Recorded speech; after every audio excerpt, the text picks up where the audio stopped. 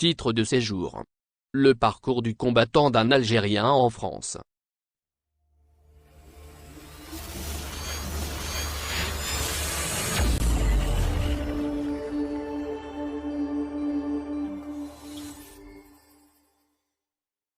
L'immigration de travail est au centre de la nouvelle loi de Darmanin en France. En effet, alors que le ministre de l'Intérieur durcit le ton pour les délinquants étrangers, le ministre du Travail tend la main pour les travailleurs immigrés en France. Et ce, en proposant un nouveau titre de séjour. Selon les propositions avancées par ces deux ministres, ce dernier concerne les métiers en tension, dont le BTP. Le titre de séjour métier en tension vise à régulariser une situation, dont laquelle on démontre qu'on est apte de travailler sous tension.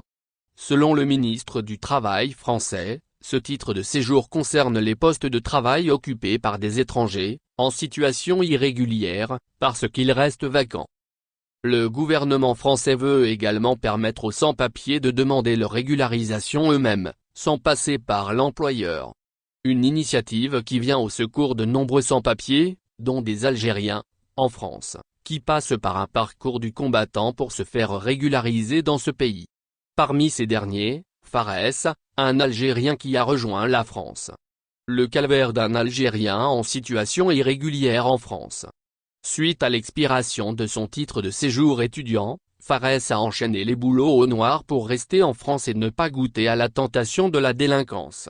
En effet, dans un témoignage accordé à Europe 1, cet Algérien a fait état des nombreux postes de travail qu'il avait déjà occupés. Notamment dans le domaine de la fibre optique, du déménagement ou même en restauration en qualité de chef de rang.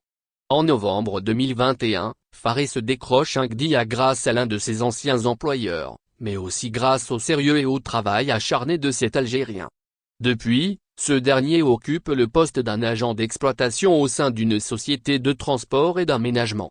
Si pendant les années de séjour illégal de Fares en France, ce dernier n'a fait objet que de quelques vérifications d'identité ordinaires, ce n'est pas le cas en septembre dernier.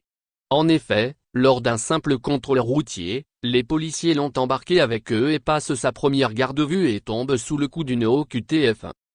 Pour cet Algérien, c'est trop dur de voir toutes ces années s'écrouler devant ses yeux. Trop dur de laisser tomber tant d'années de travail, une femme qu'il vient d'épouser, un appartement qu'il loue depuis 2018.